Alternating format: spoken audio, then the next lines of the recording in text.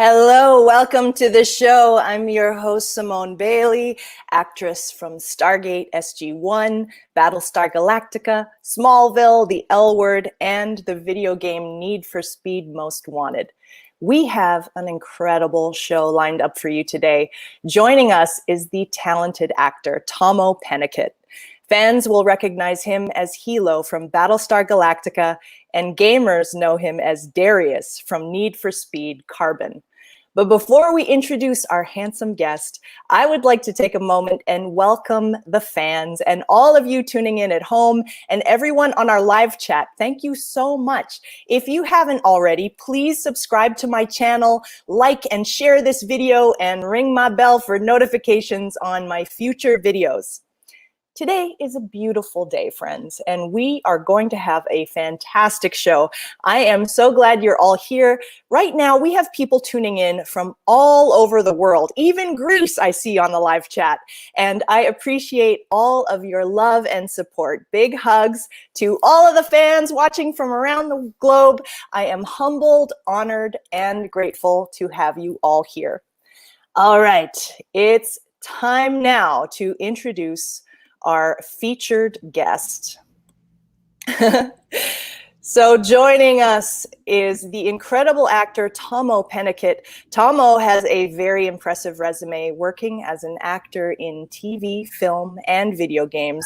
Some of his credits include Helo on Battlestar Galactica, Darius on Need for Speed Carbon, Supernatural, Altered Carbon, Stargate SG-1, Arrow, Smallville, Criminal Minds, The Killing, Joss Whedon's sci-fi drama TV series Dollhouse, Mortal Kombat Legacy, Castle, The L Word, and much, much more. Please welcome the one and only Tahmoh Penikett. Hi, Tahmoh. Hi, how you doing? I'm great. Thank you so much for joining us. How are you? I'm well. I just want to apologize to everyone. I'm doing this interview from the middle of the woods, so the Wi-Fi feed is a little dodgy, a little slow. So there's a little bit of a delay with the questions and stuff. So you have to bear with me. Some of the resume you were mentioning there, you were talking about gigs I haven't even thought of in a very long time. I forgot I even did them. I know, right? Well, you do have a very impressive resume, so we are all very, very fortunate to have you here today. How are you, my friend? I'm really well. Yeah, I've been keeping it rural with the family now for a good month and a half. Just trying to mitigate the danger as much as possible from city centers and what have you, especially because I've just got elderly members of my family who I'm most worried about. And it's incredible because I know there's parts of the US and Canada and different parts of the world that maybe aren't affected that much by it. But I personally have two friends who have close friends. One of the ones I've grown up with who was in his house, and everyone in the household had it. And he's my age, and he was absolutely terrified because he's an athlete. He's a martial artist also, in amazing shape, but it's the sickest he's ever been. Mm-hmm. And he was so terrified, he called his doctor, and the doctor said, this was when things were really bad at the hospitals. And the doctor told him not to come in. He said, unless you get to the point where you can't breathe, don't come in because we can't help you. So that's how real this thing is. I know for a lot of people, I've been reading the news a little bit, but definitely only spending so much time on it because it gets a little much. It's very real for some people. A lot of people have lost their family members. Other people aren't seeing it firsthand. They don't know anyone who has it. So it's kind of like this boogeyman thing, but it's very, very real for a lot of people. So I encourage people to continue following their health officers and just practicing the safe social distancing. But I do hope, and I'm optimistic that things are going to turn around here soon and we can get back to work in some capacity. Yes, I'm very excited for the comeback. Absolutely. Tahmoh, do you mind? We have so many people in the live chat that and I see from all over the world. Do you mind just giving some people a shout out? I'm sure they would feel amazing if they heard their names uttered by the great Tahmoh Penikett. Love it. I might butcher a couple names, but I'll just go in order here right now. Theodoros Porsche, Simone, hello from Greece. This is Theodoros Porsche. What's up? You got Spider Boy saying, "Hey Darius, what's up, Spider Boy?" Adrian 981, Sonic Max. Sonic Max is lighting us up with a bunch of messages. Erica Strom, Reza Stipp, David Lindbergh, DJ Odyssey. What's up, DJ? What kind of beats you playing? Yeah. Ignacio Browning. There's a ton of people here, man. I love the love. This is great. Oh, I love this. Supreme Heretic says, Tahmoh, you're awesome. So say we all. Indeed. What's up, Supreme? I love it. So we'll get into some Battlestar questions in a bit. So first off, I wanted to ask you, who inspires you to be the best that you can be? Oh, that's it's a very question. Just, yeah. You know what? A question like that is, I think most of us are always driven to achieve something great, or we at least dream of that. As an artist, and I know you can attest to this, Simone, we're constantly surrounded by incredibly talented people, and ones who oftentimes are more talented than us. Some who we might think are just gifted naturally with this talent, but if you really do your research and you get to talking to them, you realize pretty much everyone's done the work. There's very few of us who are just born with God-given talent. You have to do the work. And that applies to artists also. I've worked with so many actors, veteran actors, Academy Award nominees who've, when I've gotten into conversation with them, honest conversation with them, they've made it very clear how much time they put in, how much blood, sweat, and tears. So I'm constantly, I'm motivated, often by all the incredible artists that I've been blessed to work with, and the passionate ones. It doesn't have to just be the successful ones too. The success is that's a personal metric. The business rewards some people and it doesn't reward others. And I've worked with a lot of theater actors and people I went to acting school with who are some of the most talented people I've ever seen. And their passion and their work ethic is next to none. So people like that motivate me to be my best. I love that. So tell us about where you grew up and what you were like when you were growing up. Oh, that's an interesting question. Well, yeah, the second part of that question. I'll have to limit how much I share. You'll have to tailor it a little bit. A little bit. I was a little shit. Oh, you're making yourself sound like a little bit of a bad boy. Yeah, not so much bad boy. I was probably just tough to parent. But listen, I grew up in the Yukon. A lot of people don't even know where that is. For those of you, I'll give you a crash course. It's basically 90% of what Alaska is attached to. If you know where Alaska is the Yukon. That's the part of Canada. So it's that's like up, yeah. up. Yeah. So the Great Canadian North. The Yukon's an incredible place. I imagine the air is very fresh up there. Oh, it's incredible. I mean, you've got 45,000 people. There's as many bears as there are people. So you couldn't get cleaner air, but it's a rough country. It's tough. And there's tough people too, man. You can't generalize everybody. Again, there's only 45,000 of us, but there's something in the water up there that make people just a little bit wily. Mm-hmm. They love life. They're completely honest. They're no bullshit people. Again, there's many different cultures, many different indigenous groups, and a lot of people. But Yukoners as a whole, if you could generalize some of their characteristics, some of the virtues, they're honest, very accepting people as long as you give that back to them. And they're hardy people. You're going to live in one of the coldest, harshest climates in the world, especially the indigenous people, the indigenous nations who've been there for arguably tens of thousands of years. You're going to be hard as feck. You know what I mean? There's tough people. That country up there is no joke. I'm indigenous on my mother's side. I'm Dene, and our people have been there. My cousin was working with a anthropologist up there, archaeologist who's a good friend of our family's, Norm Easton, and they found a tool that was carbon dated to 14,000 years ago. So our people on my native side have been there a very long time. Mm-hmm. It makes hardy people, man.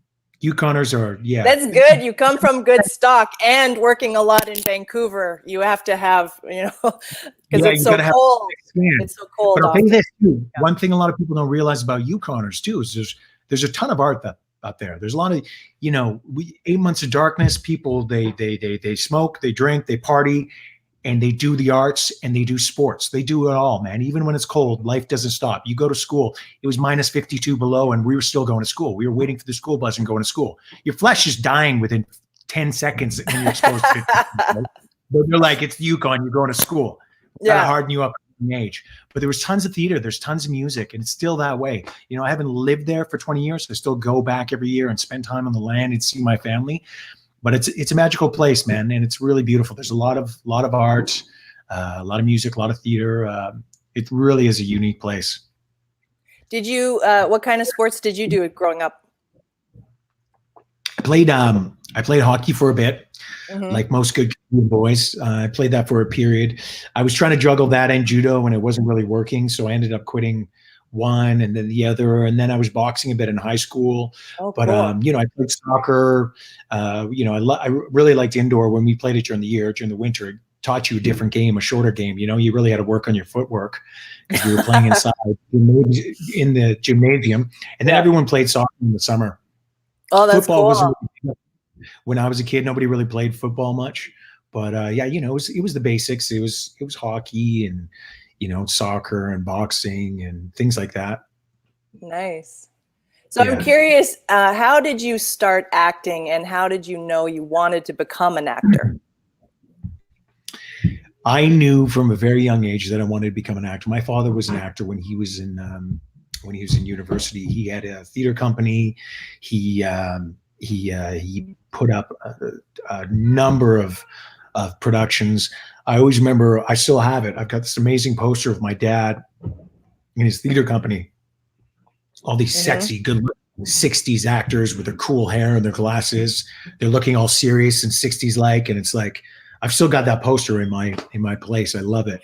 Do you look like your dad? Do you look like your dad? I do. Oh. You recognize that he's my father, but we do look different, but we look very similar. Like if you see us together, people always say, yeah, it's obviously your dad. But he's not a small man in any way, but I'm a bit bigger than him. I think, anyway, so my dad inspired me, but I've told this story many times too. I was, on both sides of my family, I had fantastic storytellers. On the Indigenous side, a lot of the elders that I was raised around were just captivating storytellers. My grandmother, even in broken English, was an amazing storyteller. So I've had an appreciation for the storytelling ability, the art form, from a very young age. And my dad was a career politician. He was very busy, but he would take me to cinema a lot, and we'd see films and we'd talk about them and critique them. And being an isolated northern Yukon boy, I always would see these films and think, wow, this is look at where that actor's filming. Wow, Dad, how did he learn how to play the guitar? Or wow, he really looked like a soldier, or he was doing this or that, or how did they teach him the sword fighting? And my dad would explain that, most of these films, they would train these actors to do it, and they would shoot in, these exotic locations sometimes. And I was just fascinated by all that. I was like, wow, could you imagine being able to do that in your life and get paid for it? And I dreamed about that from day one. Probably from the first film I saw. I love it. Power of intention. Yes. So knowing that your dad came from acting a bit in his life, how did your parents feel about you becoming an actor? They were supportive. They kind of knew it's what I wanted to do. I think, do you think they had any doubts? What parent wouldn't? You and I can both attest. This business is tough, man. Even when you think you've achieved some level of success, then you can go to years without working. It's a tough game, man. It's a tough game, and it's inconsistent, and that's part of the allure for it. Because when it's great, it's amazing, but when it's bad, it's tough. And I think they had doubts for sure, but you know what? They were very supportive, and if they saw anything in me, they saw my drive and my resolve. And when I finally decided to do it, and really focus on acting school and go for it, I went for it. I was working harder than a lot of guys who were much more talented than me, because I knew I had to work harder. Yeah. I feel the same way in my life too. Yeah. So I wanted to ask you about your name. Where did it originate from? Yeah, it's an indigenous name. It's from my Dene side, my Dene background, and yeah, it's if you said it like my family, you'd say Tahmoh, but it's become Tahmoh because that's what everybody says, and it's too hard to correct people all day long, every day. When I care, and so you're okay with it now. It's just been that way for so long. You know, the fact is when I introduce myself, I say it correctly, and people either get it or they don't. And if I have the time and the patience, I'll correct you until you get it right. And if I don't, I don't bother. Like when I'm on set and I'm worrying about doing a huge monologue, I can't sit there and make sure that everyone gets my name right. And unfortunately, my name gets slaughtered a lot. So once I get my work done, then I might go and correct them and be like, hey, you're saying my name completely backwards. Let's try it again. I always find it fascinating. Oh, interesting. It's Tahmoh, but sometimes people throw in an extra syllable, which has always confused me. I don't know if that's a dyslexic thing. Oh, why? What do they say? What do they say? I don't know. I've heard like Timotei or Tumas, or I'm like, come again? Where did you? Was that me? They're not even. Yeah, they're not even reading. That's amazing. Do you speak any of the native language? A lot of person, place, and things. I'm making a point of trying to get back some of it. It's a very, very difficult language, and unfortunately, our nation, like many other nations in North America, as a result of the residential school system specifically, but a lot of colonization, a lot of these languages they're dying off.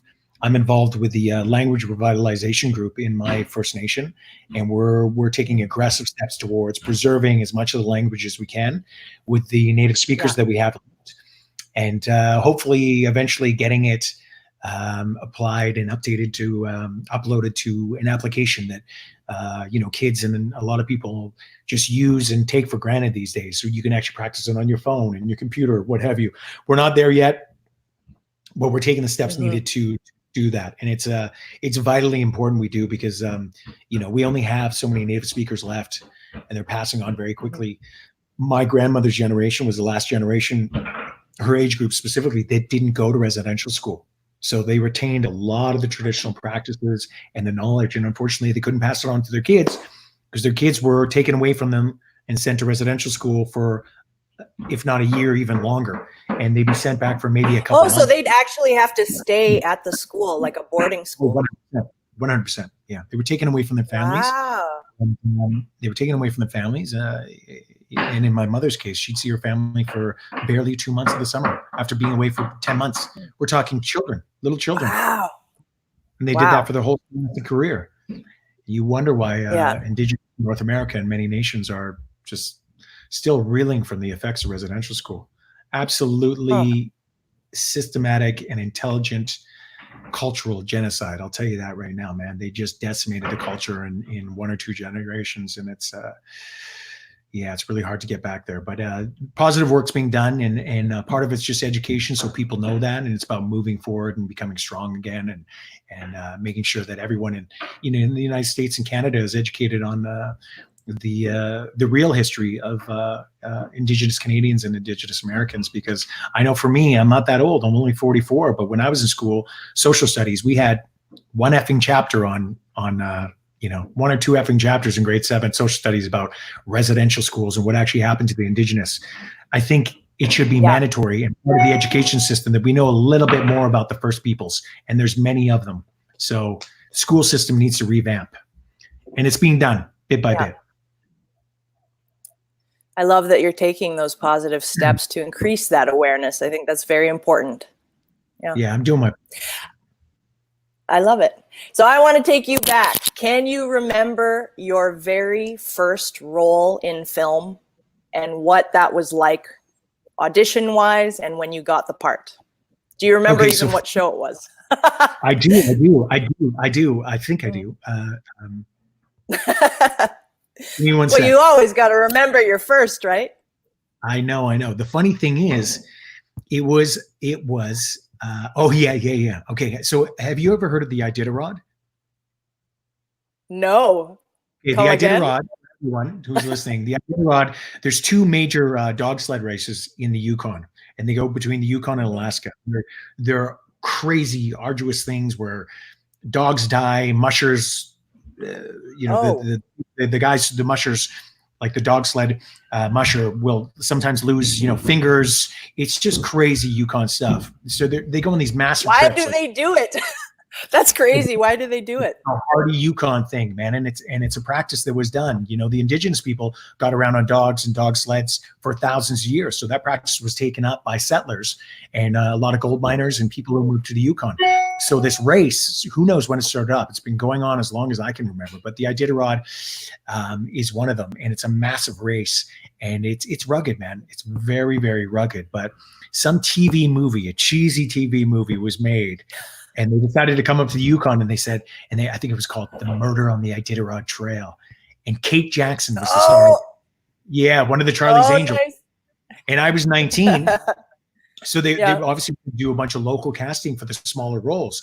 I had just finished a completely, it was called the MAD program, Music, Art, and Drama program at my high school for my last semester.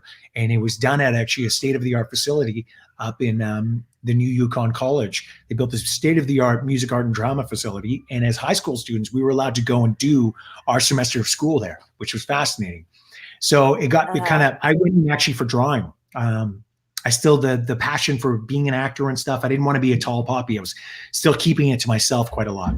And most of my friends were always like, dude, you have to do this. Like, if you don't leave here and get the hell out and go be an actor, like, you know what I mean? You're making a big mistake. But that's great. It's funny that I got into this MAD program on the merits of being an artist, like drawing and stuff.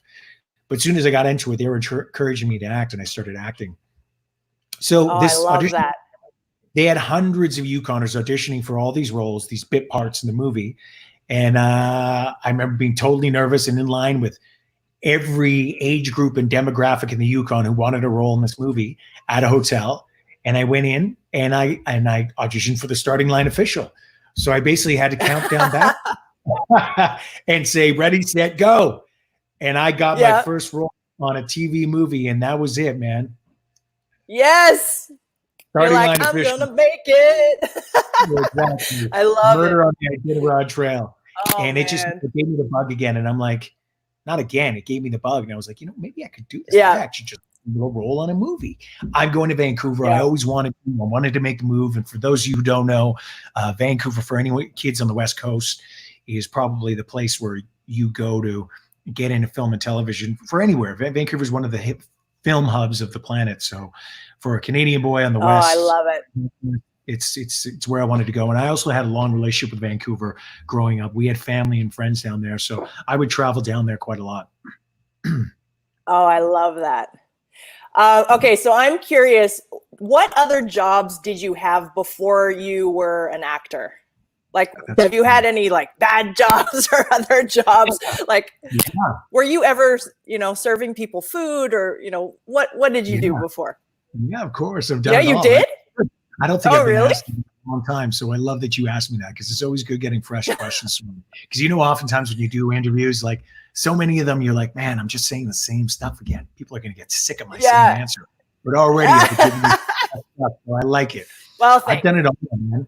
I was a roofer for a number of seasons in the Yukon. And for anyone who knows, that is shit work, man. That is tough shit work. It's dangerous. It's bad for you. I was also the kettle man for those of you who don't know about roofing. Kettle man is the guy who's heating up the tar. So you have kegs of tar, right? Literally big, round, hard kegs. You put them into this big boiler. It heats up to 515 degrees Fahrenheit. And you got to mix it up. And then we bring that melted tar up to the roof, right? I'm the guy down by the tar. So I'm inhaling bubbling smoke. Anytime you have to wear a guard, but it was I was going to ask, did you wear a mask? I eat here and there, but the point is, we're 19, we're tough, we're supposed to be wearing, protective gear, but we got our shirts off and stuff, and we're working on the tan. If stuff ever splashed on you, it would land in your skin and take off 2 layers of skin. So I always had these funny little scars on my arms and even on my face sometimes from the kettle, because it would come up and it would just, if that stuff landed on you, you lost a couple layers of skin right away, just like that. Do you still have tar scars? I think I Do might. You still have tar scars? I think I might have a few. I'll tell you this. This was my biggest concern. After doing the kettleman, and I wasn't always the kettleman, but when I got the kettleman job and I did it for one summer, and I think after a couple weeks of of like black stuff coming out of my nose and coughing up the black tar, like, from being so close to it. Well, I'm done. Pretty sure I quit after that. I'm like, I'm not getting cancer. This is terrible for you. I just didn't want to do it anymore. So, but I've done it all, man. I've done a lot of blue collar work, hard laborers work, which is the norm in the Yukon for young men. There was lots of jobs like that. Like our highways are rebuilt every single year because they're torn up from the permafrost. Briefly, anybody who doesn't know permafrost, it's moisture and ice, literally tears up the highways completely in the middle of winter in the Yukon because it's so cold. So our highways are rebuilt every single year. It's a constant process. So it provides so much work. It's a constant process. There's no technology that can fix it. It's just Mother Nature saying, hey, you built a nice road. I'm going to tear it up and you're going to start work again. So it's a constant thing. So a lot of construction work, a lot of stuff like that. I did a bunch of stuff like that. When I moved to Vancouver, I was a server for a bit. I didn't last long. Mm-hmm. I could have been. It was at a stage where I was still quite young and trying to balance acting school and having fun in the clubs. I was a bouncer. Oh man! What? You were a bouncer? Oh, because you have judo, so you can like take care of people. Plus, you're tall. I did a bit when I was a kid, but I'd been boxing a bit at that time and doing some kickboxing and stuff and getting into it. I was by no way a badass. They had me at the door probably because of my social skills. Oftentimes I could calm people down a little bit. And I was charismatic enough that I would get the right people in the club. I think they trust my judgment on character. He was too drunk. Cool. He was coming in to have a good time, and I was good at that job for the brief time that I did it. And I also got my ass kicked a couple times, and we had to rough some people up. That was part of the job. Oh yeah, it's part of it. You're bound. It's inevitable. People get drunk, they get crazy. You might have tar scars and bouncer scars. Luckily, I had no scars from bouncing, but I definitely got some. Oh my goodness! Some confrontations here. Oh man. All right, so I do want to talk about Battlestar Galactica. You played Carl Helo Agathon, and I want you to take me through the process of getting hired and what that experience was like for you. Before I do that, I haven't been looking at the questions. Yeah. And Supreme Heretic just said, "Come on, Tahmoh, you didn't deliver pizza? Everyone delivered pizza at some point. You know what, buddy? I did. I delivered the hell out of pizza one summer. I was holding I was working at a lumber shop all day, and then at night I was delivering pizza with two of my best buddies. We also got chubby because we were working at Pizza Hut, and even though we were working our asses off during the day, we were eating half the pizza that we were delivering too. So yes, I did, Supreme Heretic. I delivered that pizza. Thanks for reminding me. I love it. Okay, back to Battlestar. What did you ask me about it? I said, take me through the process of getting hired on that show and what that experience was like for you. Like, did you? I mean, you couldn't have known when you got the audition. You could not have known that it would take you the whole series. Yeah, no. So a lot of people, in the business, when you achieve a certain status, as you know, Simone, that. Mm-hmm. You will get a script beforehand. You're allowed to, they'll give you the breakdown. You might get a sense of how big it is, the budget, the studio involved. I knew none of that information. I got the sides. Yeah. The sides were excellent. It was a pivotal scene in the miniseries where my character bravely gives up his seat. He's wounded, maybe mortally, we don't quite know. And he gives up the seat to someone that he deems, because it looks like it's the end of civilization. There's a nuclear holocaust happening. We're being attacked. And he decides that the local genius, the Einstein of the time, Gaius Baltar, is going to be more valuable to what's left of humanity than himself, which is an incredibly selfless and heroic thing to do. So I read those sides and I connected instantly to this guy, and I couldn't wait to get in the room. And I was one of those young actors still pounding away at theater school and acting classes. And I would always do my work. But this one, I didn't have to do a lot of work. There was it was a weird spiritual, just complete understanding of who Helo was and what he represented. And I just wanted to get in the room. So I ran my lines a bunch of times, but I also kind of knew I took comfort in the fact I was confident that I just needed to get in the room. So I did all my physical preparation and I had a little bit of substitution. And I remember before the audition, going in. You know, Karina and Heike's casting, obviously. Yeah, I'm a huge fan of them. They're at the newer one, the one right beside it. So I went up there, and all the actors. I've never been a fan of just sitting in the room with everybody else while you're warming up. Like I try and if I can get a little distance, I like to, because I like to be in space before I go into the audition.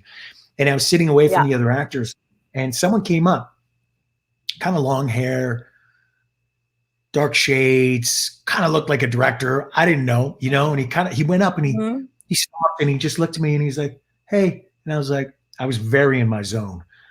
Again, in the scene, this character thinks he's going to die and he's giving up his seat. It's a very intense scene, and he's wounded. So I was just in my space, and I was like, I just said hi. And that was it. It was very casual, and I was like, oh, that could be the director, maybe not. And then minutes later, I didn't even notice the other actors going, and I went in, and I think it was a very good audition. Like it was one of those ones where, and I say that with all humility, but I was in it, man. Yeah. And the director was like, that was great. Do you want to try it again and do this? And I go, okay, well, I made that choice that he's probably going to, he goes, let's try it again. And he made a small adjustment, and we did it twice. And then I was done with it. Yeah. And I didn't know about it for 8 days. So I didn't know that I got it, but I knew in my heart, even as a young actor, I was like, I did a good job. I did a good job, so I can let that go. I did the work and I feel good about it. Whereas, I still struggle with that sometimes. Like, did I do a good job? You're worried, you're second guessing yourself. But that was one of those times. So when I found out, I still didn't know a lot about it. I was like, oh, it sounds like a cool gig. Like I remember the original, but it was when I went to the read through, I saw Edward James Olmos and Mary McDonald walk by, and I recognized a bunch of young actors who were, like Michael Eklund was there, a few people that I knew. Yeah, and Eklund was there, Carlos was there, and Candice McClure. I was like, hey guys, what's up? And we were all talking, and I was like, wow, so this is cool, right? And then they walked by, Edward James Olmos and Mary McDonald, and I was like, holy shit, guys, do you know who that is? I wonder what they're here for. And they were like, dude, that's the two leads. And I'm like, what? And they're like, and I was like, I got so nervous and terrified. One of the first films I ever saw was Edward James Olmos in Blade Runner. And I always followed his career. And he was always one of my favorites. And he's one of the reasons I became an actor. So to find out that he was now the lead of the show, and the dream come true of mine from when I was a little kid, always thinking I would love to act with that guy. And now he's walking by me. I almost meltdown. I love that. I love that. Yeah. I'm going to introduce, we have another journalist with us today. This is Helo Clampett. He's a journalist from Texas, actually. He's with the Sci-Fi Journal.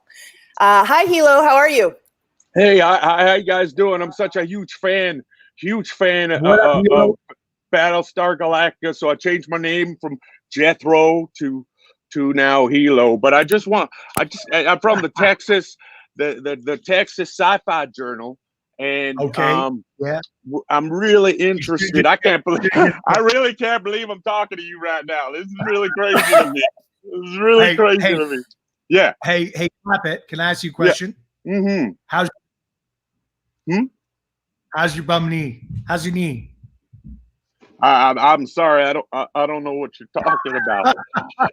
But I do have a question here for you. A lot of people have been asking the publication. Hey, just before you ask that question. No, I'm talking to Helo right now. Get back in the garage. There's almost an Oklahoma tilt to that accent. Are you really from Texas, or? This is my Texas accent. So it's a small town. It's a small town outside of Texas. Outside of Texas, okay. Well, I would like to ask my question now. Yeah, you could, sir. out of all the amazing actors that you have worked with, and that are your friends that you hang out with, I'm just curious, out of all the friends that you have that are actors, who is the best actor that is one of your friends? I'd say probably Dan. Let me rephrase the question. Who is the best actor that you worked with that may be heavier than Dan Payne? You know what? Actually, I worked with this one actor. he had like 2 lines in this miniseries, but he was there a lot. And we had this torture scene, and he grabbed a piece of chicken. And in the scene, he might have been one of those method actors, but in the scene, he was violently rubbing the chicken in my face, and he got like oil and grease in my face. And he was a really intense actor. Let me see. I think his name was what was his name? Paul Bean. I think that was his name. Paul Bean. That sounds like something another actor would do. And my notes here say that he's like your closest friend, and he's 6'5", and he made no. Victor Webb's. Let me rephrase the question again.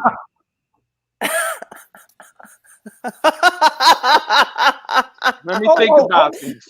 You know what I forgot about? Oh my goodness. Alex Ponovic. That's what everyone's been saying here. Yeah. Alex Ponovic. Listen, he's a very talented actor.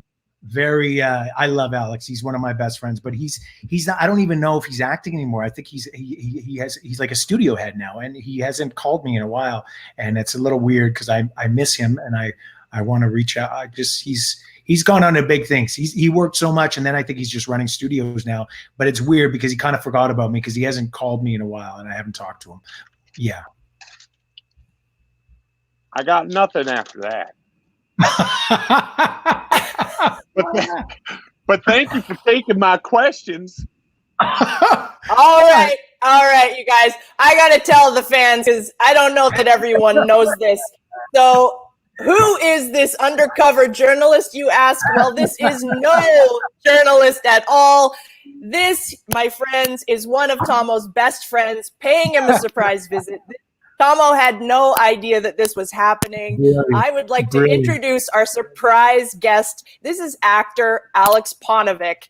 Alex has been on a ton of shows like Van Helsing, iZombie, The 100, Battlestar Galactica, Supernatural, Smallville, Dirk Gently's Holistic Detective Agency, Stargate, Dead Rising Watchtower, Psych, Percy Jackson, and War for the Planet of the Apes, and the new TV series Snowpiercer. Everyone, please welcome Alex Ponovic. Yeah, Alex. if you'd held up the book a little bit longer, right away. Yeah, it's the nose. But I knew. I was like, oh, ow. I had you for at least 20 seconds. You did. But I was also like, and I know this is bullshit, but who is this guy? Okay, I don't want to take away from what you guys are doing. I just wanted to pop on and be a dick. That's brilliant. I love this. I love this so much. This is the busiest man in Hollywood, fans. So the fact that he's got time to do this, you know that there's a pandemic going on. Yes. I wanted Alex to come on. There it is. His fist isn't that big. My fist is as big as his hand, kind of. We didn't even coordinate for this picture. Remember that? We just kind of walked out of our hotel rooms going, "Oh shit, let's roll with it." That was after Comic-Con. Oh yeah, that was good. Oh really? That was the BSG big reunion you guys did, and I just kind of snuck in there to hang out. That's right, and we got to hang out with Barnett lots of time too. Barnett too. Yeah, man. Dude, I was loving everything that you and Simon were there. There you go. I was loving you and Simone were talking about some really cool stuff there, buddy. She asked me some cool questions, man. Like, you know, yeah. I know you've been doing a lot of press the last few years, but like a simple one, like, hey, what previous jobs do you have? I haven't been asked that in a decade. So I was like, and then one of these guys on the live comments was like, come on, Helo, I know you deliver pizza. And I'm like, damn, I did deliver pizza. I did out of pizza all summer. I totally forgot about it. Right. Me and Dad all did it together at Pizza Hut one summer. Really? Yeah. Yeah. I didn't know that. That's awesome. Yeah. That's awesome. We were 19. All right. They want us in the new Need for Speed game. Okay. Love you, Alex. Nice. Love you guys. See you, buddy. See, this is better than a phone call, right, Tahmoh? This is way better. I love it. This is fantastic. See you when this is over. All right. Yes, we'll have to have you on the show at some point, too. All right. Okay. Oh, that was nice. Great. That was fantastic. Yeah, I had been coordinating with him to surprise you, as you know. I had no idea what his disguise would be. I love it. I didn't know that he'd be shirtless under his jean vest. You know what? I hate to share this with everyone, but Alex wasn't wearing any pants. He doesn't wear pants for interviews. Oh, really? Oh. Okay. So next time, try and get him to tilt down the camera a little bit. People will eat that. Oh, wow. I don't know. I mean, I don't know if I can superimpose the black modesty screen. Oh my goodness. All right. So back to the interview. We were talking about Battlestar. I just wanted to ask you, did you have any input on your character with any of the writers? Because I know sometimes they like to do that. They powwow with actors just to ask, you know, what special skills you have, or if you kind of have any ideas of where you want to take it, or. Yeah, you know, they didn't really do that in the miniseries. And you got to understand the miniseries, Simone, it was like filming a feature. I mean, I was limited in my experience, but we shot that over 3 months in Vancouver. So it was amazing. We shot together for months. We all got very close. I wasn't working a ton, but I would be brought in for the key spread out. So it still felt like I was involved with everybody, and we were all becoming very close, even in the miniseries. So they kind of let me do my thing. There wasn't a ton of input, but the director specifically in the beginning was like, hey, I want you guys each to have a thing. You know, like for instance, he's like, bring in something. Maybe you got a physical item you like, or a habit or something, or what have you. So I kind of did this thing in the beginning in the miniseries where I was like, okay, well, he's got a little stash of like lollipops or gum or candy, and it's just one of his things. So I was rocking lollipop in more than a couple scenes in the miniseries. But obviously, by the time we got to the show, we kind of lost that, right? There wasn't really, you know, this is the end of humanity. Supplies of lollipops were probably far gone at that point. But the show writers in the first season, when they brought us back, did come to me at a point. Grace and I we were both going to a lyric acting school, and we were both like really into it and passionate about work. And we were trying to do extra work and bring in our own choices for sometimes quite small scenes. And we do that, and then one of the most powerful lessons, and I always say this to young actors, is we do that extra work. And then eventually the writers came up to me and were like, hey, you guys were doing this thing. And like, am I right? Did I interpret it this way? Because we wrote it one way and you kind of took it in this direction. And I was like, wow, that's exactly what we did. I'm so happy you acknowledged that and recognized it. And they were like, well, we're going to write for it. So for me, I was like, oh my God, I manipulate the direction of this character. And that was one of the biggest that I've ever learned in the game. That's cool. Yeah. So from Battlestar and all of the other work you've done, you've managed to do conventions all over the world as a guest. What are some of your favorite convention moments? Man, I've had so many. I remember meeting someone. I don't know. It comes off just something I remember always. I remember this young guy coming up to me it was outside of London. It was quite a big convention, and they were really pushing the fans through. But he came up, and I knew that he was special, and I think he was on the spectrum, because he couldn't look at me, but he was talking to me. And he started answering. He had a bunch of questions, and I didn't realize it. He asked me a question, and I answered him quite briefly because I was still in that mode of them pushing fans through too quickly. But I recognized there was something special about him. He was obviously very bright. Yeah. He wouldn't look at me. And he asked me a question. He's like, in this episode, you did this and you did this. And I answered him. He's like, oh, fascinating. And then he went into the next one. And I ended up letting him ask me like 15 questions in a row. And I realized early on, he was just looking for a quick, succinct, to the point answer. So I gave it to him, and he just acknowledged it all. And I guarantee you, he probably remembered everything I said verbatim. And then that was it. That's cool. I always found him fascinating because he was like, you could tell he was a little genius. But I've had so many special moments. You know, we've had people come up to us and tell us how our performances and our characters in the show that we were on, like Battlestar in particular, changed their lives or helped them through a really hard time. I love traveling in different cultures. So conventions for me have always, there was a period there where they were getting too much when I was working full time on the show and trying to balance the conventions too. And I kind of, for a period, didn't acknowledge how grateful I should be for them. And then that quickly, I figured that out, and I realized how to pace myself at them. And I love conventions. And talking about them right now saddens me a little bit, because I really hate to think how this pandemic is going to change them completely, you know. Hopefully things get better, but, you know, I don't think we're going to be doing too many conventions traveling wise anytime in the near future. I know that I hope so, because I've got a couple. I've got one in October and one in November. So yeah, listen, prayers for them. I'm not trying to be negative. I'm just, you know, insurance wise, everything. There's just so many liabilities now. It's hard. And I know a lot of people are talking about doing online conventions. It's better than nothing, but I really like meeting the fans and traveling to a different place, as you know, and that whole experience. Like I always try and add on a couple days, if not before or after, to experience the place that I'm going to, because we work so hard at the conventions. We don't have time to go out. I'm so grateful for conventions. They've been amazing. They're so much fun. I love it. Oh, Darth Punk is back. Shout me out. Darth Punk, what's up? Candy Rose is all over the place. I'll give a couple shout outs.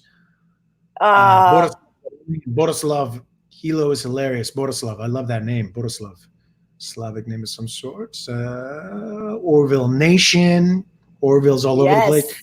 Demonic Shadow. I can't wait to see all you guys making a new Need for Speed, Most Wanted game or movie. I know we're going to, but I'm going to jump on this real quick. There's a little movement out there. A couple fans have been doing this hashtag, Bring Darius Back.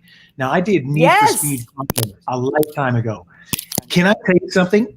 I got onto Instagram really late, right? There's only so much social media that I can handle because I'm a busy guy. I'm active. I'm always out. I'm just not the best at it. IG, I post every 3 months or something. But I'm active on Twitter. But Instagram, once I figured out direct messages, I started getting so many messages from people. A couple times, they were quoting lines from Need for Speed Carbon. And I thought they were being cocky shit to me. And I'm like, because oftentimes it's their second, third, you know, like it's a second language for them. So they'd say things and I'd be like, what did you just say to me? And I'd be like thinking about writing back. And then it clicked with me. I'm like, what? Maybe that's from something I've done, because they wouldn't preface it. Sometimes they wouldn't say Need for Speed or anything. They just quote one of my lines. Yeah. And it's familiar. And then I was like, I figured it out because someone was, oh, I love your line from Need for Speed. I have received so much love on Instagram. I constantly, every single day, have messages, direct messages from fans, most of them saying, I grew up playing your game, man. You were the best boss. They say all these flattering things, man. And they send me these messages and they're like, dude, they're quoting my lines and they're talking about how cool it was and always remember you from the game. And it's amazing how much love I get because of it. So one of them was like, hey man, we got to bring Darius back. And I'm like, hell yeah, let's bring Darius back. He's a big bad boss now. He's seasoned and Gandalf looking, but he's controlling the game now. I got to be back. They got to bring me back. Let's do this. Well, the other thing that we were talking, because I did another interview with Dean McKenzie, who you also got to work with, and Habib Zargapur, who's the creative genius behind a lot of the visuals on Need for Speed Most Wanted and some of the other Need for Speed games. And we were talking about how they should do a movie franchise like Fast and Furious, but do a Need for Speed movie franchise. And then Dean and I could cop it up, and then you could be a bad boy and Derek Hamilton can, reprise his role from Most Wanted. Right. And we could just bring all of the original cast members in an amazing movie franchise. I think, and maybe it could be stylized in that kind of buttery filter, like Sky Captain in the World of Tomorrow. Who knows? Or make it live action. I don't know, but I think all the pieces are there. The fans want it. I think it's a great idea. There's a big push. I think it's fantastic. I love it. Yeah, they really love you.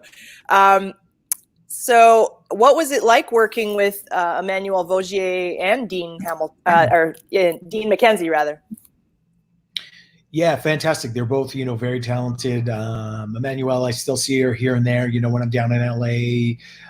We haven't worked together in a minute. It's been a while. Yeah. Actually, I worked with Emmanuel for the first time in years. What was it? Was it Rogue? It was like 3-4 years ago. Yeah, but we worked together. It's been a while. Man, I can't even remember what it was. It was one of those projects. Came in, did a few scenes with her, and then that was that. And I hadn't seen her in a while, but I'm happy to see she's doing well. How's Dean doing? He's great. He's in Vancouver right now, but he's going to be doing a movie with Habib Zargarpur that is a live action thing. But yeah, there's a big push for us to come back to Need for Speed. I know the fans want it. I mean, our game sold 16 million copies, and I'm sure yours sold a bajillion copies as well. So, isn't that amazing to think? Hey, fans, keep it up. Demand it from them. Maybe we can come back and we can play again. I'd love to play Darius again. Can you imagine where Darius would be now? I think Darius is running the show again. I think he's running the show. You're not going to be, you're going to be a lieutenant by now. You're going to be the chief. You're running the police force. Maybe you're up in maybe. Who knows? Maybe the commissioner, maybe you're the mayor. You're some big position. I'm just excited for the nice cars. Well, what kind of car do you think you would want to drive? I know you're in the R8 before, so what would you do? I was in the R8 before. Why wouldn't I do it again? The new R8 is amazing. It's amazing. Oh, yeah? Yeah. I had a friend who I was in, it's an incredible car. It's an incredible car. That thing is a incredible piece of technology. I have a photo of it, actually. I want to show everybody in case they haven't seen it in a minute. There it is. Oh, yeah. Look at that bad boy. That's cool. I love it. Did you grow up playing video games when you were younger? I did. I was a gamer growing up. I was right into it when I was a kid, man. I had some of the original systems. A lot of these people on the feed are probably not old enough to remember this stuff, but I had something. I was so into video games when I was a kid that I demanded from my parents that they order me. I was always reading like video game magazines and like reading about the new systems that were going to come out. And Atari, which is really hadn't been doing well, right? Nintendo and Sega had taken over. And they were kicking ass, but Atari was still kind of hanging out. They were developing games, but they hadn't made any system since like the original, right? We started it all with Ubisoft and like the Atari 2600. And they came up with this thing called the Atari Lynx. To this day, that handheld would have held up in some ways. It was a 16-byte system, which was the biggest system at the time. And you could turn it upside. If you turned it, because you were a left-hand player, the screen would switch. Yep. I'm talking. Are you left-handed? No, I'm not. But it was just a cool feature that they had thought of. They did everything right. Really smart. But nobody made the games for it. And it was an incredible system. It felt good. It was a good size. And I got my parents to buy it, and they spent a shit ton of money. And I begged and screamed and pleaded and used my, newspaper money and everything and added to it. And I got it. And I got a few games for it, and they were cool, but I couldn't get the rest of the games. There you go. I love the Lynx. There's someone who remembers. Who's old enough to remember. It's a powerful system. Oh my God. And I went and got the TurboGrafx 16 because I read all the video game magazines. They're like, this is going to be the most powerful system. And again, there wasn't enough games. There wasn't enough games to support the TurboGrafx 16. But I did enjoy it at the time. And then I fell back into the Super Nintendo, and I was more a Super Nintendo guy. Oh, nice. Than this. Yeah.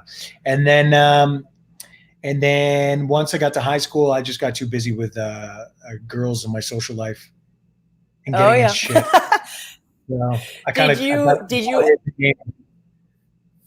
Did you ever get to play Need for Speed Carbon? I did. I played it, and it was amazing. Badass. Only briefly, though. I was at a friend's house, and they're like, dude, this is really weird, because I just met them. I think we were mutual friends. I was at a party, and they were like, I've been playing against you, and this is very strange. And I'm like, do you want to play it? I'm like, yeah, let me try it. I always loved racing games too, man. They're amazing. Oh, that's cool. I wanted to ask you how your video game was filmed, because for Need for Speed Most Wanted, we filmed on real film against green screen with practical sets, and then they just digitally superimposed us. We didn't have to wear the dots like a typical motion capture, right? So this was a different type of performance capture. How was Need for Speed Carbon filmed? So we did the same thing, but this was the first time they had really started using this technology in gaming, and the computers were very slow. So same thing. It was green screen. You know, my car unfortunately was like a box. You know, it was like we were just moving around that green screen set. They put on tons of makeup on us because stylistically they wanted it looking that certain way. But when when you're racing against me and I'm in the car, all the one lines, all the things that I say to the player, that stuff was very difficult because we had all the dots. We had the room with a million cameras in it, but it was like a million lights too. So I'm in there sweating to death, and I couldn't move too fast, and I couldn't speak too fast. So if I did an erratic movement or like did something like that, it was too fast for the computer to process, and it would slow it down. So they'd have to back it up. So we would have to go. I would have to say my lines, but I'd have to be so subtle and like everything. They'd be like the director, David Footman, was like, buddy, he was my director too. There you go. Great. I think he's made his career on this. I lost touch with him years ago, about 4 or 5 years ago. He wanted me for another one, and I was really excited to do it. And I don't know what happened. It went away. Footman, wherever you are, if you see this thing, I'm waiting to get hired from you again, man.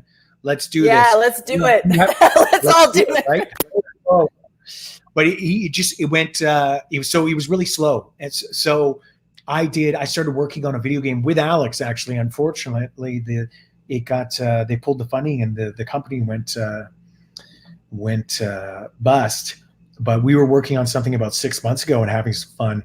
And it was amazing to see where the technology was now. After they did 3D mapping, have you done it recently? I have not done Need for Speed. Like I did mine in 2005, but I've done other video games.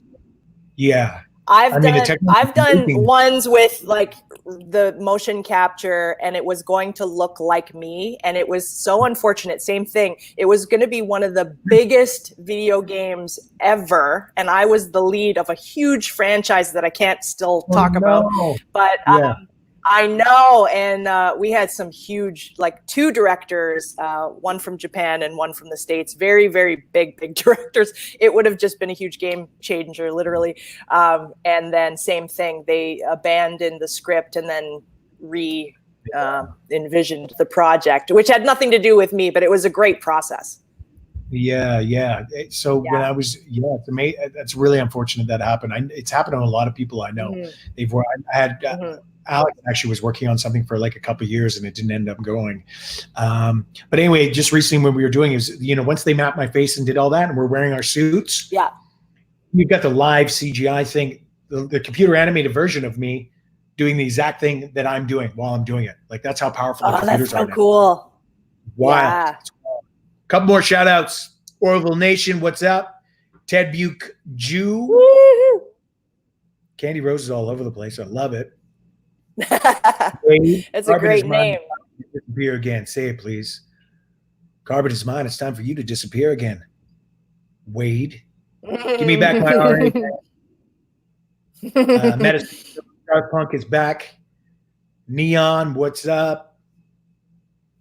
Miku Gaming 01. Andre, he just sold the R8 last year. Cool. Oh my goodness. I wanted to ask you, okay, so when you did Battlestar, you then reprised your role in Robot Chicken. Like, that's crazy to me. Robot Chicken? Yeah, it was fun. But the thing is, I only had like 1 or 2 lines as Helo. I did a bunch of different characters in Robot Chicken, and I was just playing comedic characters, really funny stuff. It's funny because I was actually just going over those episodes and I saw them recently and I didn't even recognize my own voice because I was putting on voices playing these characters. I played like 4 different characters. Are they streaming at all right now, that Robot Chicken episode? I'm not sure. You can I downloaded it on iTunes. Okay. That is so funny. I love that. I mean, Troy that's when you know that's when you know you've really made it, is when like people like The Simpsons or Family Guy or Robot Chicken ask you to be yourself, basically, or your character. That's amazing. Geniuses, man. They're so Oh, good. Back at their shows again, I'm like, they're just, God, they're brilliant guys. They're sweethearts. I used to run into Seth here and there in LA. I haven't seen him in a while, but he's uber talented, and so is Matt. They're just, they're so talented. that is so fantastic. I noticed that you've done 1 or 2 episodes on shows like Arrow, Castle, Criminal Minds, and The L Word. So what's that like, popping into a show for a guest star role versus being a regular on a show? Well, you know how it is. Sometimes it can be difficult. Sometimes, you don't really have the opportunity to really click with the crew, what have you. So you just got to go in as a professional and do your job. Other times you have a crew that's really welcoming. They bring you in and it's fun. And, we've been in the business long enough too that you remember back when we used to do guest stars, we used to get like 5 days. And you really felt like you were part of an episode. And then the business started changing things and wanted to save money. And oftentimes you do a guest star now and you're in there for 3 days. They just crack it up. They want to shoot all your stuff and get you out of there.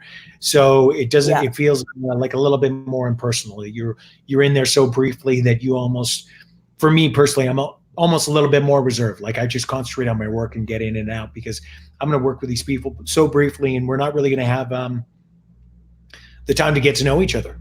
So it can be unfortunate. I do miss those days where you got to work on an episode and be there for, a while and get to know people and really mix it up.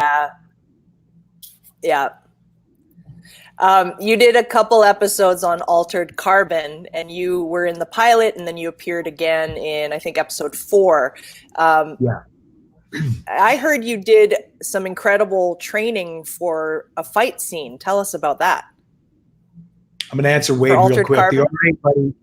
Aid, R8. I want to do the new one. It's an amazing car. Altered Carbon was amazing. We trained in preparation for those fight scenes, for the fight scene in the first episode, for a month and a half before. I've never been a part of a huge feature where I was doing a fight scene before, and this thing was treated like that. And if you look at the budget, the amount that they were spending on each episode, this was like doing a massive feature film. I think one episode they spent up to like $16 million. Like it was nuts. So, wow. So, well, tell us why they needed that much training for this fight scene. Was it a very big, for people who haven't seen it, is it a big epic fight scene? A lot of moving parts, guns, martial arts. They found out I've done martial arts. I'm a passionate martial artist. They're like, okay, well, we got to get your stuff in there. And then I started training, and they had the 8711 guys who, for anyone who doesn't know, they're arguably one of the most talented stunt teams, and they produce now. They're all the John Wick films are done by 8711 guys. I'd had the pleasure of working with them on Dollhouse with Joss Whedon before. Very, very talented guys. One of the guys who worked with me regularly on that, Tim, it was so good to see his face again. And I'd seen him in 10 years, and we're doing Altered Carbon together. So we were coordinating this very big, epic fight scene. Me, Joel Kinnaman, the 8711 guys, and we just this epic fight between Joel and I, and they just wanted to play it safe, and they wanted it to be awesome. It's the first episode, and they wanted to knock it out of the park with that fight scene. Unfortunately, on the day, even a couple days before, they shortened it a bit. Some of the stuff got taken out, but it's still pretty epic. For me, just doing character roles too, which I don't often get to do.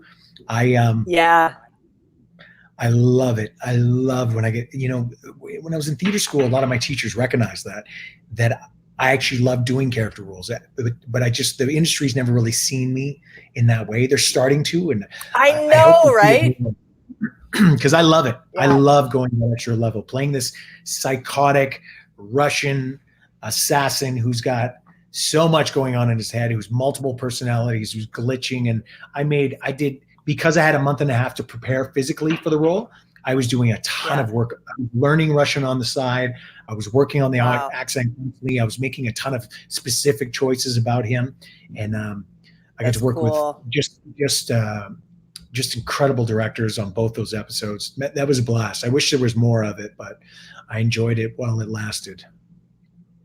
I love that. Did you get to meet Joel Kinnaman when you first worked on The Killing? So had you already previously met before, or was that your first time meeting him? Yeah, I did a couple episodes of The Killing, and Joel and I met briefly. We had one scene that we shared very, very brief where he pops into it. So I only met him briefly.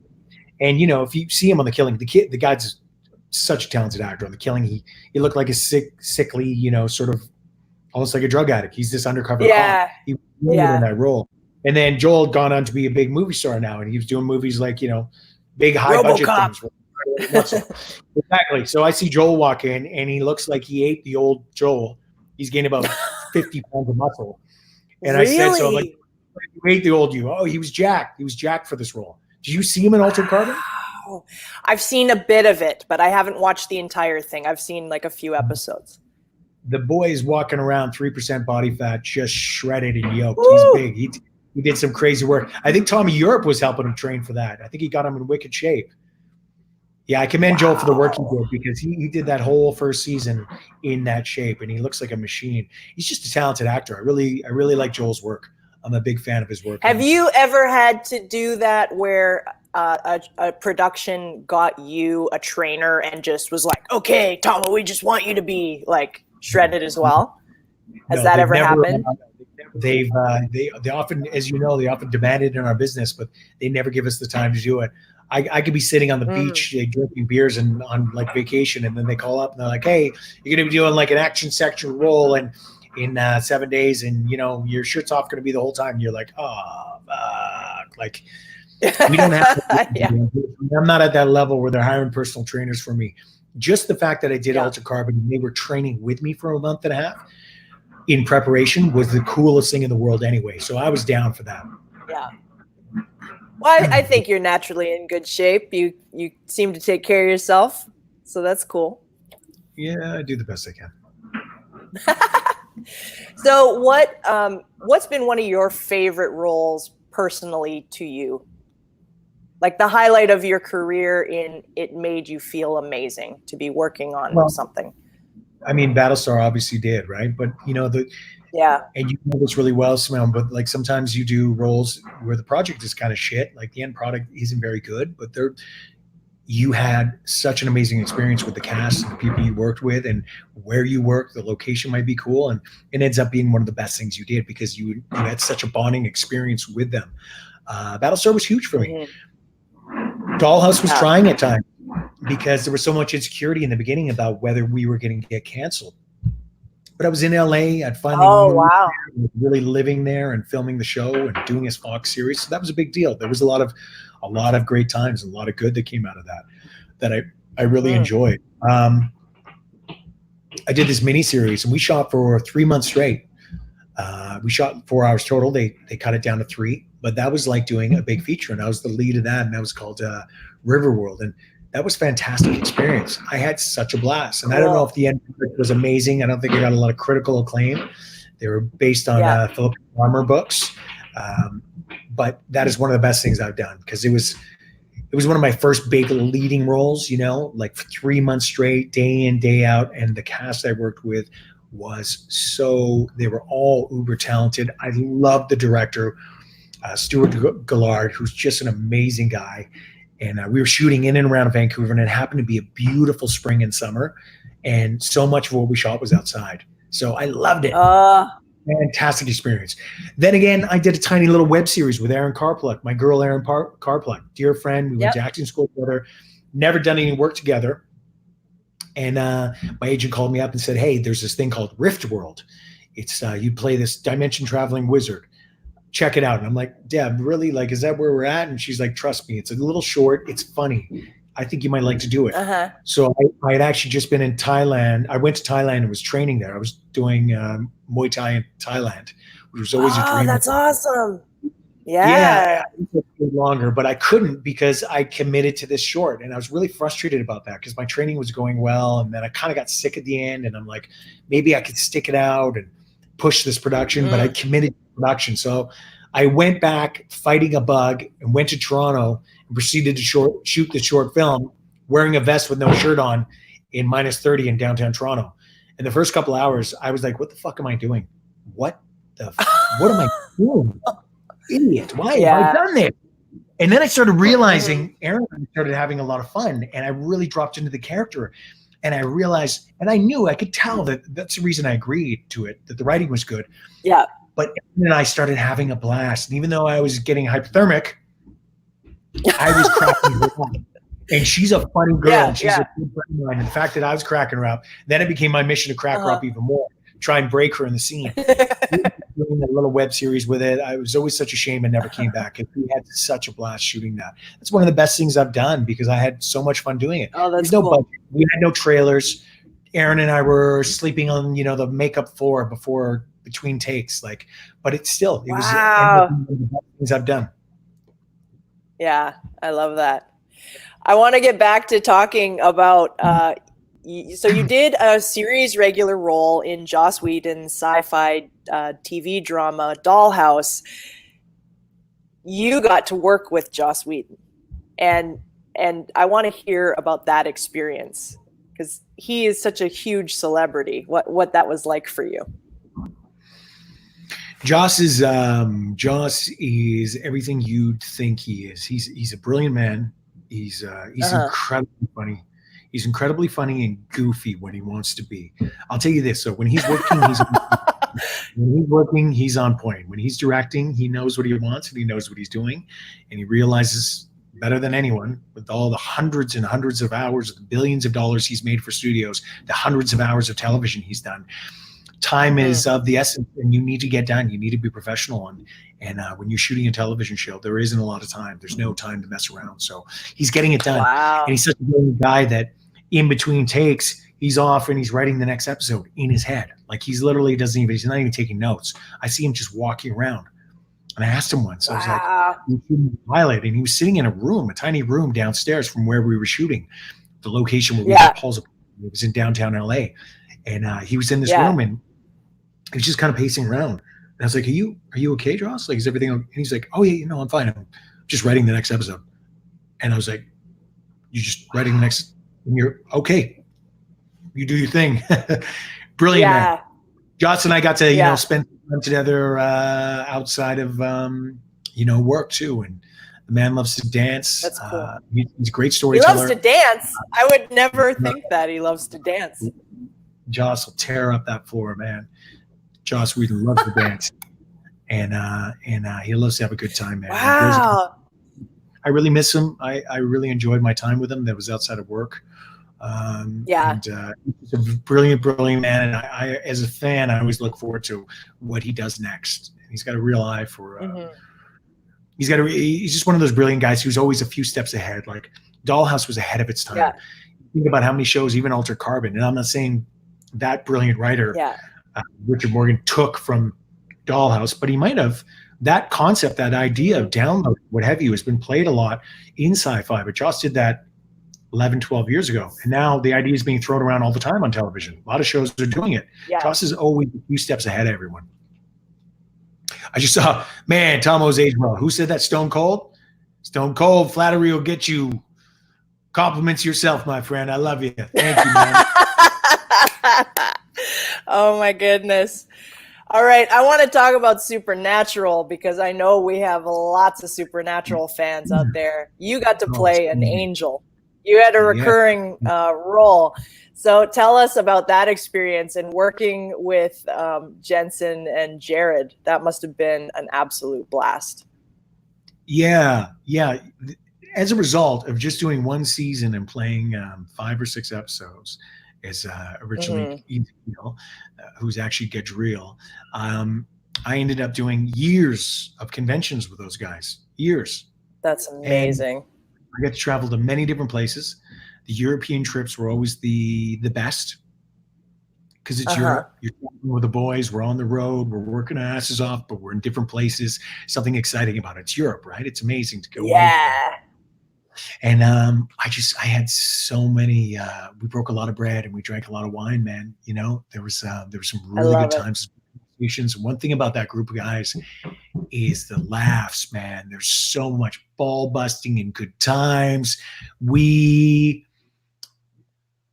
Yeah, I'll never forget it. It's a very special period of my life, and I really appreciate it because, like I said, I was only there for one season, but that character and the fans, the response was tremendous, and they still reach out and they still show me so much love. And just Jared and Jensen, man, you know, the success that the boys have had and how many episodes they've done, just the fact that they're still so humble and down to earth, and the fact that I got to enjoy that time with them and a lot of the rest of the cast on the road is in all the consistent shows. It almost feels like you're traveling with a band, right?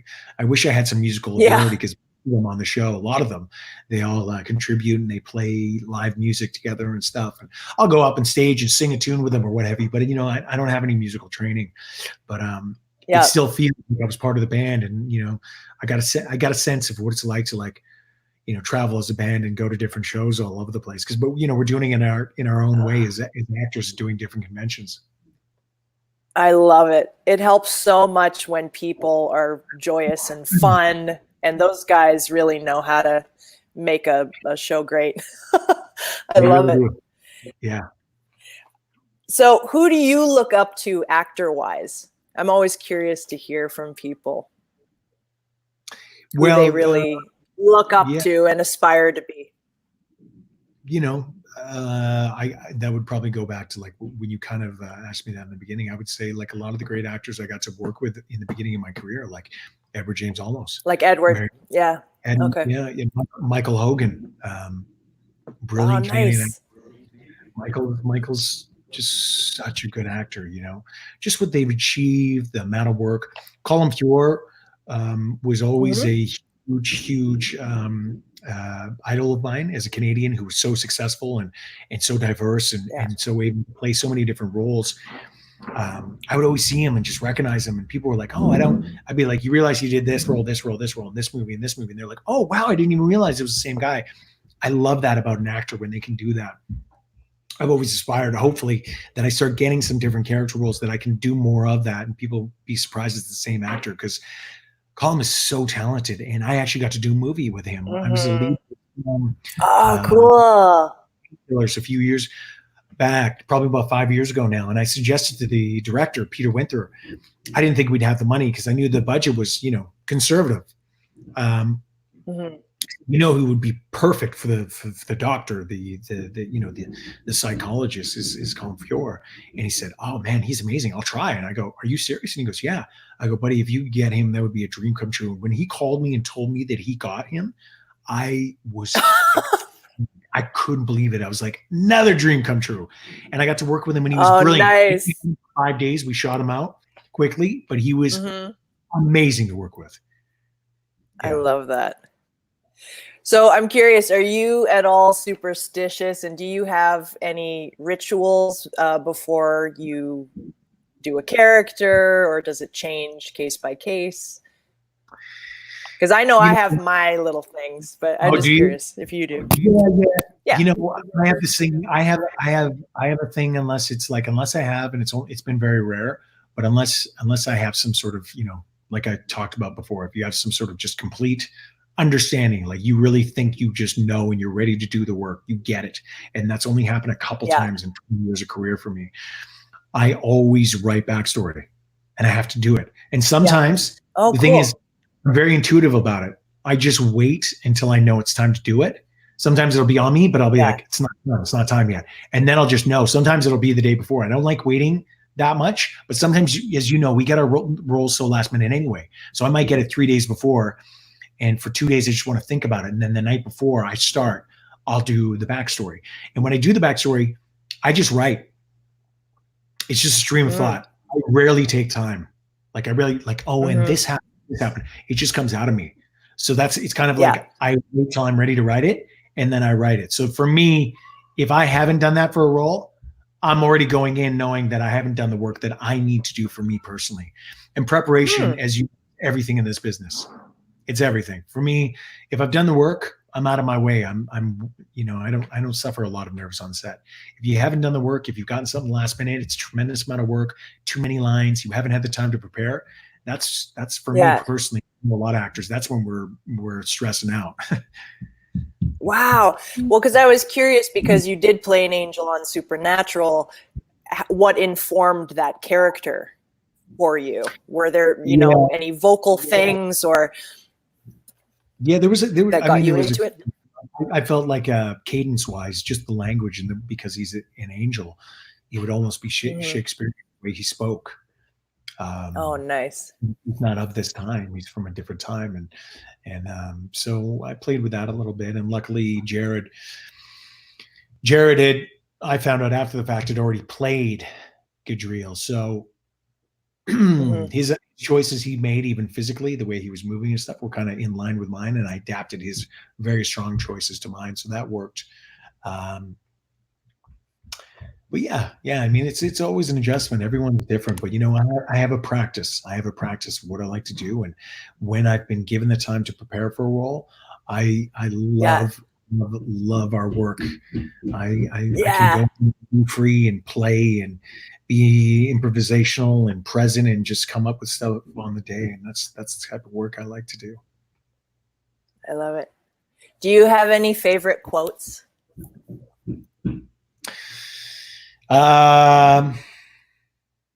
Either life or acting or anything. Any favorite quotes? I do, but I'm brain farting right now. I have many of them. Sometimes I love how you're asking me right now. It's almost like, you know, when people ask you, what's your favorite book or your favorite film or line? And you're like,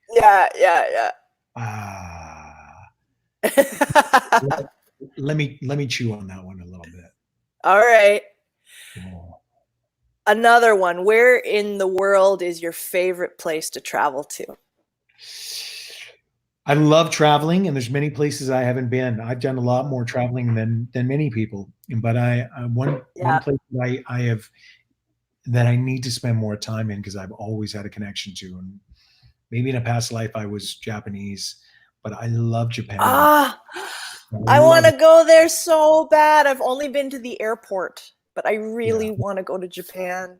There's so many things that are fascinating to me about Japan culturally. I've been to Tokyo twice. The first time I went with friends, we were booked to stay for a week. Within 4 days of being there, we all knew we couldn't leave. So we ended up staying 2 weeks. We all changed our tickets. A couple guys, their relationship ended as a result. We had a blast. I stayed for 2 weeks in Tokyo, and it was the most incredible experience. Still to this day, one of the best trips I've ever done. And then I went back years later with Alex and Victor Webster. And really? Yeah, we went to see our boy Josh Barnett fight, which was a dream of ours, because, you know, we're huge fight fans. Yeah. And we saw Josh fight a dream, big Japanese card, which was a dream of ours too. And that was an incredible trip. I want to get out of Tokyo, though. I want to do Tokyo again, but I want to get out of Tokyo and explore more of Japan. It's stunning over there. I need to get back. Oh, I love that so much. I'm curious, you were on Beverly Hills 90210. And so I'm guessing that you probably watched that show a little bit growing up. So it must have been interesting to be on the reprise of it. Yeah, it was impossible not to catch a few episodes here and there. I was never, it's not that I wasn't a fan, I just never watched the show. Like, I was never tuned in and checking it out, but I saw episodes. It was cool to do that. I did a few episodes. I think it was a good idea that they came up with. It's too bad they're not going to do more, but it was fun. It was fun to work with Tori again, because Tori and I had done a TV movie together 12 years prior. She was the lead and I played her husband. So I got to work with Tori for oh, that's great. 16 days straight or something. So she remembered me. Yeah. And I thought that I saw that both Tori Spelling and Jenny Garth had a hand in the writing as well. Yeah. Like, they were credited as part of the writing team. Oh yeah, I think so, for sure. Like, on the day, both and Jen were making adjustments and changing lines. Like, I remember I was shooting on one line. Tori's like, "Yeah, let's leave that one. It doesn't work." And I'm like, "Okay, great." I love when you're working with professionals too. They just respect you and they know you can just make adjustments. And, you know, we were all seasoned vets. We were just dropping lines and adding lines, and it was all good, man. And didn't Jason Priestley direct you in one of the episodes? Yeah, he did. And you know, the thing is, That's Jason's so like meta yeah, that he would be your director. he's the pride of Canada, right? Like in so many ways, he's one of our, Mhm. most talented. I've always heard such wonderful things about him. I've always been a fan. I'd never had the opportunity to work with him. And then I got to work with Jason, and he's a sweetheart, man. He's so good at his job. He's such a good director. It was so great to work with him. I had a blast with him. I only wish I could have worked with him. But I'd never met him. That's cool. Personally. I've never met him, but he looks like he's always smiling. And so it looks great. Yeah, would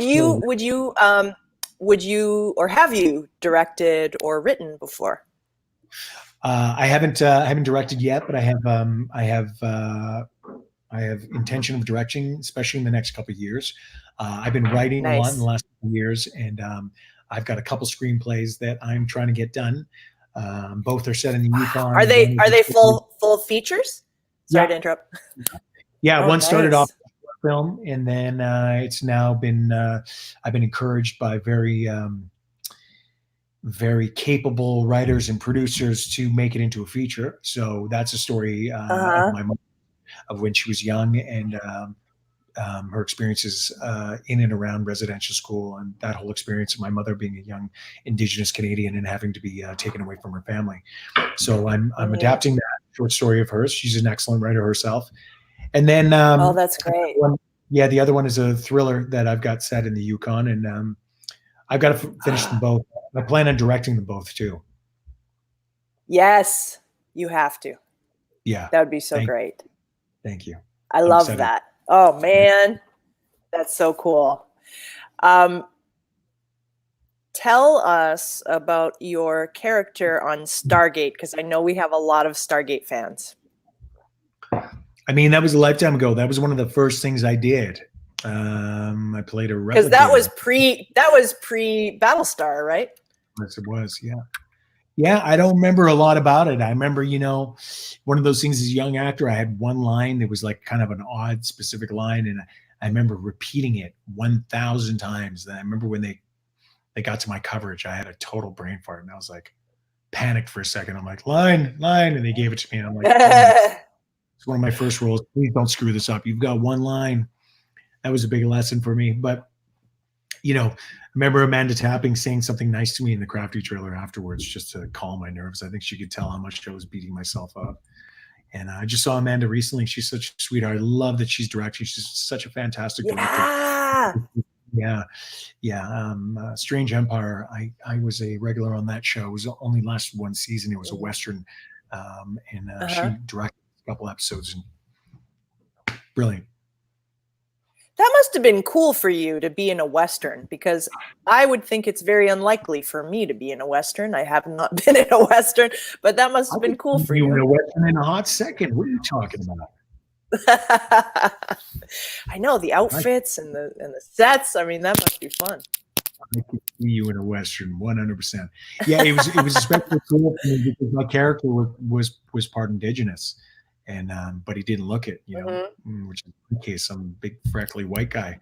Most people are surprised to hear that I have, that I'm Indigenous. I'm from my mother's side. So for me, it was a very it was a dream come true to play a role like that. And on top of it, it'd been a while since I played a cop or a figure who was involved in the law, and I played a marshal. It was a cool role. It was well written. The series had a lot of potential.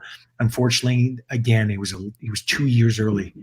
CBC jumped the gun. They were taking a big risk doing that, and they didn't give it a chance. They should have given it a second season, and they didn't. And it's really unfortunate because it had a lot. Sorry, of we have someone from Kenya. We have someone from Kenya watching right now. That Fantastic. Is amazing. Yeah, that is. Oh wow, we have another person from Chile. Hello. Chile. Wow. Thank you guys for joining. That is amazing. Greece. I mean, you guys are blowing my mind right now. Wow. Okay. I have to ask this just for the fans. You did 3 episodes on Smallville. What was it like working on Smallville? Smallville was fun. Yeah. The first one I did, I was a little bit more action focused. I think I played Wade. What did I play? What was my character name? anyway, I played some super soldier, and it was the first time I'd done like a knife scene. And even though I'd done martial arts at the time, mostly kickboxing, never done any weapon stuff, and they were asking me to do all these cool knife scenes, but they didn't give me a lot of time to train in it. And for a lot of people who don't know, it's when you're doing like a lot of like Filipino kali or knife stuff or sword stuff, it's opposite to, say, your striking stance. So I'm orthodox fighter, right? My left hand's forward hand. But if you're doing like a knife fight, you switch it. You do your right hand forward. I mean, they're versatile. The Filipino martial arts, they work at all, and they don't really have a weakness. But you switch stance. So for me, I saw them going to switch stance and do this knife stuff, which again, they just, oftentimes they choreograph these amazing scenes, and the stunt guys and the people who've learned the scene, they save it for last. It's the end of the day. They need to cut the scene. So they're like, oh, keep this bit and cut out the middle bit. And it's so hard to memorize. And I always wish that I had more time with it, because there was some cool knife stuff in there. Yeah. The big thing about my character was he was a knife guy. So I've since Filipino martial arts specifically are something that I'm really trying to learn more of now in this chapter of my life. They're fascinating. I want to get into them. They're brutal and efficient, and there's so many different ones, and they're just they're really fascinating to me. But I ran into I was at a convention in Vancouver a couple months ago, and I saw someone there, and I'm like, I recognize that guy. And he had a gray beard and shaved head, and I'm like, I really recognize that guy. Who's that big handsome guy close to my age? And then I was like, oh my God, it's Tom Welling. I hadn't seen Tom in years. Oh, cool. And since we worked together. So I was like, Tom, what's up? I don't know if you remember me. I did a bunch of episodes with you. And he's like, oh, hey. But, he's producing now, and he's doing well. He looked great and healthy. I think he's been producing something in South Africa. That's really crazy. Wow. Yeah. What is a show that you've worked on that you wish more people saw? You might have already touched on this.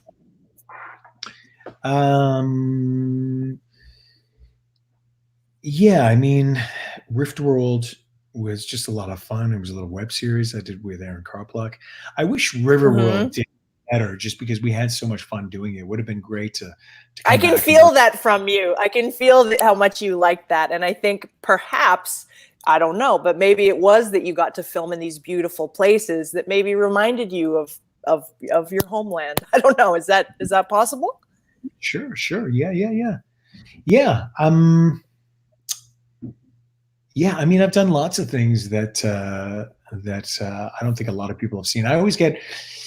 There was a show called Real Detective, not True Detective, Real Detective, and it's like a dramatic documentary type thing based on real detective stories from across North America.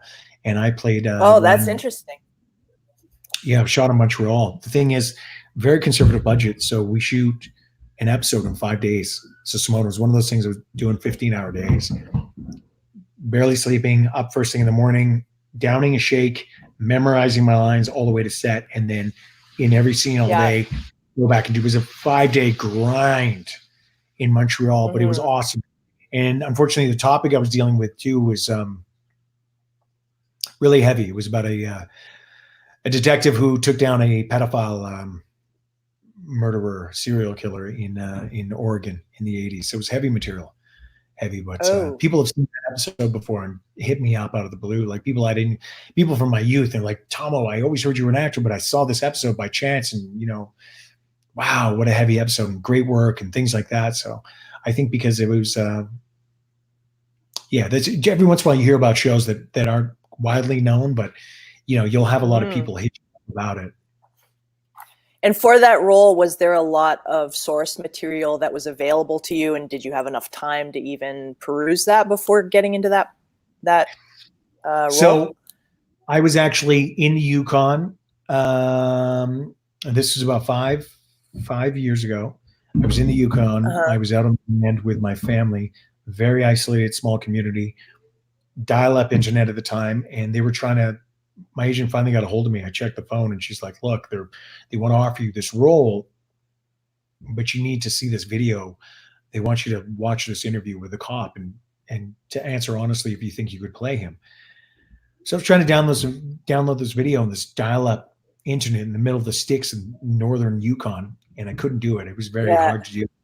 Finally, I got to see it, and I knew right away I wanted to do it, but it required me flying, all the way to Montreal, very last minute. By the time I got to Montreal, it was the day before I had to shoot. And I insisted that I get to talk to the police officer who I was going to be playing, the detective. And I spoke to him. Really? I love that. Yeah. Wow. And I spoke to him, and I'm happy I did, because it really, really. And was he was pretty generous with his information? Very, very. Wow. Yeah, That's great. Yeah. If it had been a film and I was able to go, I would have gone to see him, I think, and probably spent some time with him, just a year more to talk to him. But it was fascinating. It was one of the first times where I've ever really been able to play a real person and talk to them very honestly about some very heavy stuff. That was a fascinating character study, talking to C.W. Jensen. Yeah. He's without a doubt, and I say this with all respect, if he's listening to this or if he hears this, and I think he's spoken on this, but he still suffers from PTSD from this experience, right? He stopped a serial killer who was killing little boys in a horrible way. So you can't not be affected by that for the rest of your life. Yeah. Wow. So the reason they showed you this video was they wanted to be sensitive to how you as an actor felt about the material, if you kind of wanted to put your energy there. Yeah. Because it's not stuff that a lot of people can handle, I think, and they wanted to know that I knew what I was getting into and what I was going to be dealing with. Yeah. Wow, good for you. God, that's amazing. Do you teach or mentor actors? In the past, I've done little acting classes. I've had many people, I've had actors reach out to me, young actors, and ask for advice, and I'll sit there and generously tell them everything I can. Whenever I'm on the road doing conventions, I'm always giving young actors advice because they ask for advice, and I try to be as gracious and honest with them as I can, because a lot of advice, a lot of lessons were so hard for me. Oh, really interesting. Someone, Donnie Pearson, is saying that C.W. Jensen became a reporter. Yeah, in Portland, Oregon. Yeah, that's fascinating. Yeah, I knew that. He had a career for a bit. Yeah, I got to talk to CW for that role, Donnie, and he was a fascinating guy. He was very generous with his time, and I appreciate the fact that he supported me playing that role. Sorry, what were we just saying? I was asking if you teach or mentor actors, and you were saying that. Call coming in. He's a busy man, and you were saying that you do give people the odd acting advice, because I get that too. There's a lot of actors that Especially can you share? Right? Can you share one piece of acting advice that's really helpful that you found helpful even? Yeah. I just try and I'm always honest. I always talk about how doing the extra work is key. Just be prepared, and don't ever not be prepared. If it's a big role and a big opportunity. We have LP Ripper 24 in the house. I'm sorry. What up, LP? Shout out to LP. Yeah. Nice. Yeah, you got to you just got to do the work, man. You got to do the work. You got to work hard. What I would say too, it's a lesson David Mamet was always famous for saying, don't be sitting around at the coffee shop waiting for the audition to come in, do the work. Yeah. I remember hearing that as a young actor and stuff, but I had a lot of success right off the bat when I started doing the film work for a period. And there was a lot of years there where I just worked steadily, but then I had some slow years after that. And those were really hard for me. So, I always remind actors, like, do the work, man. Do the work. And the work is, if you're having a slow period, be writing, do a play, put up your own stuff, film a short film. Do not sit around, because it can be hell. You'll yourself up and you go in circles, and it's wasted precious time. Life is precious.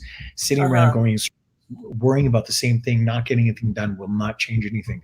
Just be proactive. It's advice on life, really. It's like, if you're stressing, you're a hard period in life and you're dealing with something, do something opposite. Do one thing that makes you happy. whatever that is. Go for a walk, take up hiking, learn a new language, learn an instrument, do something that's free. Exercise is one of the keys. I'm always preaching exercise. If you're stressed out in a bad stage in your life, train your ass off, man. That'll help you get through your demons. Work hard. There's something about suffering a little bit every day, literally that it's cathartic and spiritually evolving. It makes you grow. It makes you stronger as an individual. You need to suffer a little bit. What kind of exercise? What kind of exercise do you like to do currently? Well, I still love martial arts, and I bang on my bag regularly. I've got a boxing bag, multiple boxing bags. I've got kettlebells. I'm currently getting back into kettlebells now. I love it. They make you hurt, man. They're good. That's a good pain. Strong legs, core, arms, the whole thing. Yes. Are you watching any shows right now? What are you watching? I'm halfway through the last episode of Ozarks. It's brilliant. Jason Bateman. Oh, Jason Bateman. Oh, I love Jason Bateman's acting.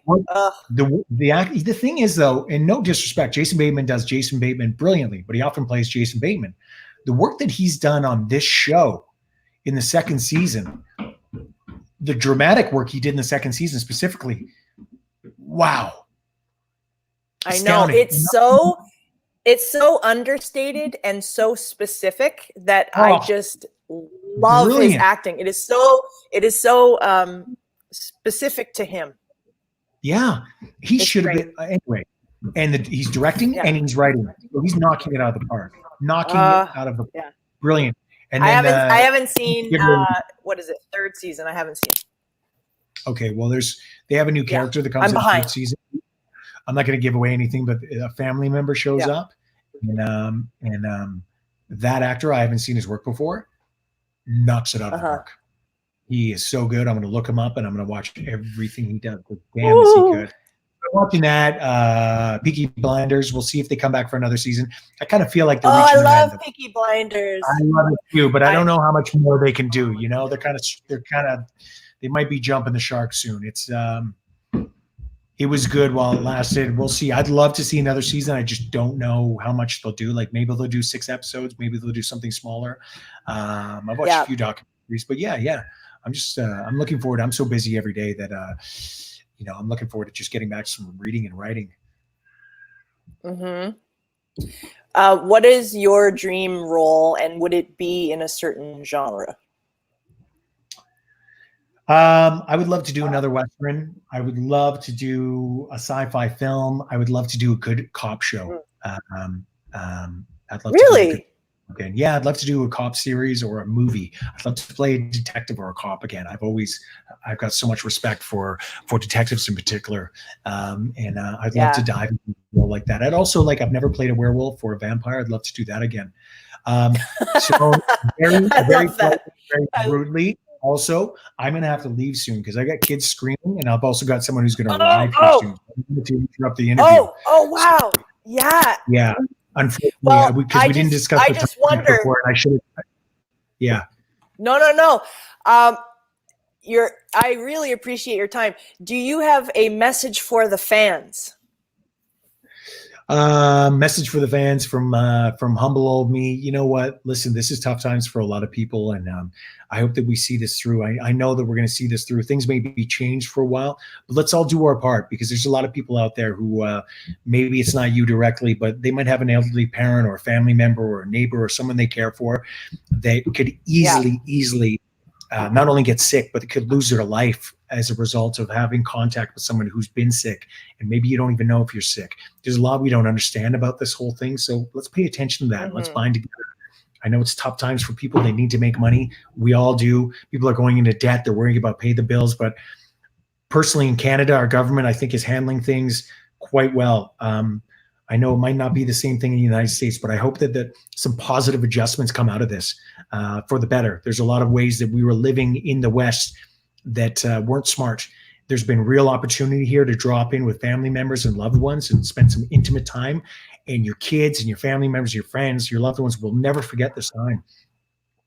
And hopefully, Habib Zargapur is in the house. Sorry to interrupt, but I just got to give him a shout out. So Yes. I know it can be trying too, being stuck in, small quarters with family nonstop, but it's also a big growing opportunity for you as an individual and with your family. And I know I'm never going to forget this time. And I hope we come out of it for the better. I hope we, hope we treat Mother Earth better, and we start examining, our sort of gluttonous, materialistic ways. And we need to change things in a lot of different ways. But there's real opportunity here, real opportunity to learn how to treat the world better, to keep gainfully employed, to communicate and to be more present with our families. Because I think a lot of that has been it's been to a lot of this amazing technology we have has been to the detriment to the family unit, to relationships, to couples, and to relationships just with our loved ones in general, because we're so distracted and we're constantly on our devices and we're never just sitting here having a conversation with our loved ones and dropped in. So I hope people are really running with that. I know we'll get through this, man. I'm wishing everybody health, wealth, and happiness. Yes. And this has been an absolute pleasure. Thank you for having me. It has been such a joy to speak with you. You look fantastic. We're so happy that you're healthy and thriving. And I wish you much continued success. Thank you, my friend. Hey, what's your character name on Need for Speed? You were Officer what? I don't have a name. I was known as Sexy Cop or the female officer. So, yeah. Well, let's screw this. So I'm taking suggestions for my future name. I was thinking maybe it's Chris, because it could be like Chris Cross, because Cross is my partner. I don't know. But I'm open. I'm open. Need for Speed fans, let's get some hashtags going. Let the creators know. Let's hashtag bring Darius back, and let's bring back Officer Sexy Cop, Female Cop, Badass Cop, Simone Bailey. Let's get them back and let's do this. You guys have been a blast. I'm tuning out. Thank you so much, Simone. Absolute pleasure. I wish you the best, and I hope to see you soon, healthy and happy, and maybe we're working together too. I would love to work with you. It's actually crazy that I've never worked with you, but maybe on the next Need for Speed. And I really hope we do a movie franchise, because I think that's got to happen. I'd love to. Yeah. All right. Okay, my friend. Well, much love. Be well, everybody. Woohoo! Give it up for Tahmoh! All right, you guys, thank you so much for sticking with me. I want to announce my next guest. Tune in to my next interview next Wednesday with actor Mike Dopewood. So Mike was on Dark Matter, Stargate, The 100, Arrow, Battlestar Galactica, Smallville, Deadpool 2, X-Men, Days of Future Past, Rise of the Planet of the Apes, The X-Files, The Outer Limits, A Million Little Things, and most recently, Mike Dopewood starred in Power opposite Fidescent. So that will be next Wednesday, May 6th, 2 p.m. Pacific, 5 p.m. Eastern, 2100 GMT, and 2300 CET. Thank you all so much. I am so thrilled to have all of you from all over the world. Thank you to everyone who stayed up late to watch this. I love you. Stay safe, and I will see you next week. Please subscribe to this channel if you have not already. Give it a thumbs up and feel free to share this video. All right, you guys, I love you. Stay safe. Take care.